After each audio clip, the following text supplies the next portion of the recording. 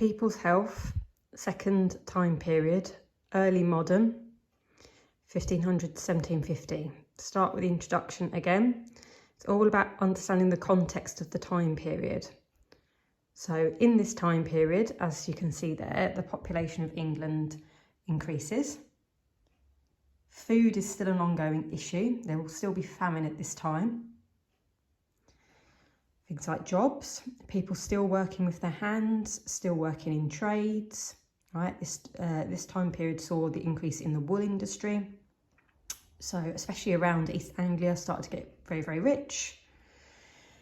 The idea of coal, all right, we start to have the use of coal in this time period. It's near the end of the time period, so don't start talking about it in 1500, but it certainly becomes more of an issue 1700s onwards.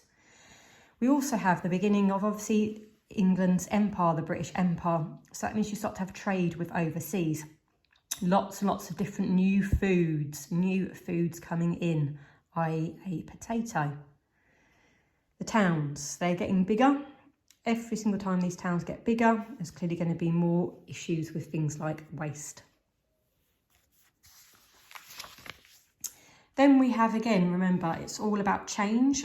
So Henry VIII didn't like the monasteries because he changed the religion in England, so therefore they closed down.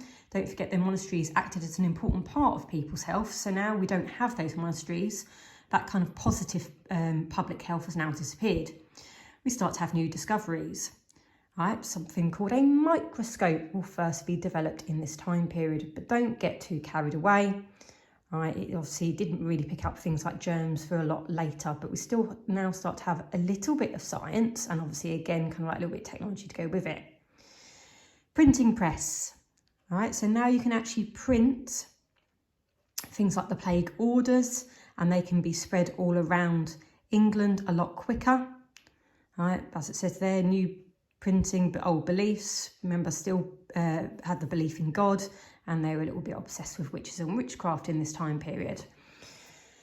Growing power of Parliament. So Parliament in this time period got a lot more power from the monarch, mainly again from Henry VIII downwards, but it's not representative of the people. You know, again, look at that election voting, right? People don't vote in this time period. So again, the Parliament doesn't really represent the people, but it's starting to grow in a power. Power in the localities. Right, so that just means in obviously kind of like things like the counties, right? So ordinary people in the counties, things like justices of peace, right? They've got a role to play, especially in things like the plague orders, ale houses, brilliant. Right, so again, just another word from a pub. Don't forget there's a huge issue with drinking in this time period, and we'll come across obviously the problems of gin much later. Right, don't forget, in this time period, you've got to place it in context. You've got to have an understanding of what this time period is about and how that will influence people's health.